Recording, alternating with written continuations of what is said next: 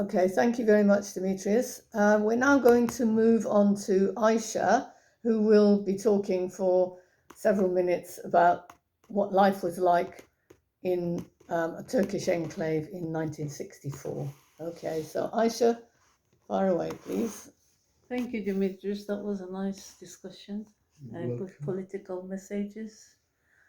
I hope I can do as good talk as you. I do.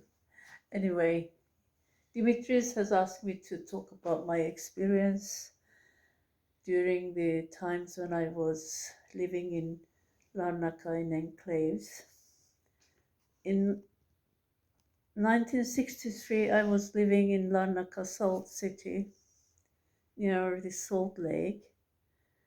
One day, my school suddenly gathered us and they told us, "You go home," because my school was being at the Greek area.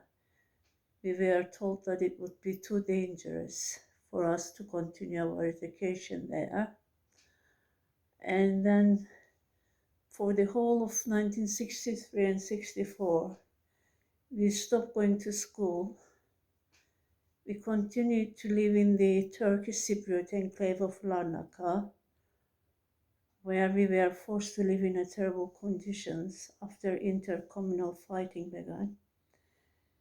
At the beginning, the enclave of Larnaca was guarded by the Turkish militia, and it was surrounded by the Greek army. My own house was very overcrowded, on top of my parents and 8 siblings. Many Turkish Cypriots came to live with us from the surrounding villages.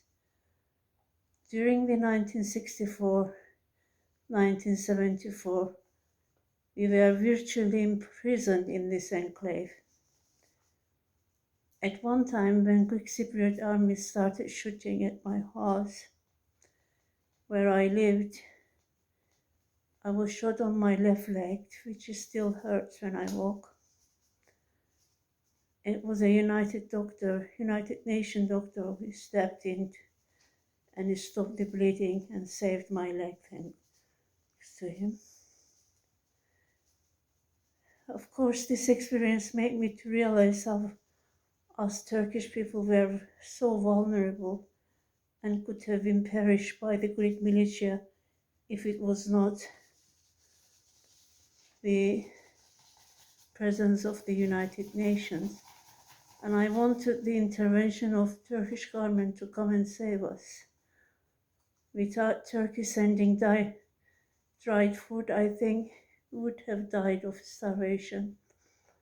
I don't remember how I was smuggled to Nicosia and was sent to England by my father's Greek friend. I was one of the lucky ones in 1969 who escaped Cyprus. I was so happy to be away from there. I never visited and I never wanted to go back to Cyprus ever again. However, it was in 2001 when I visited Cyprus again. There I met many different groups. I met hardline nationalists who saw themselves as Turkish and looked up to Turkey. There were those who felt superior to those who settled in Cyprus from Turkey after 1974, and those who felt Cypriot over being Turk.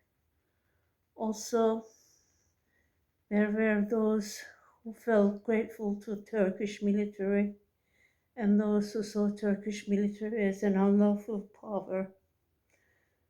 Now there are also secular and religious ones created by Erdogan.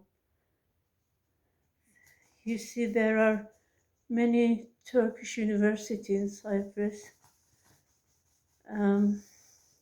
The Turkish Cypriot students in universities segregate themselves from the students from Turkey, and their differences sometimes cause violence between them.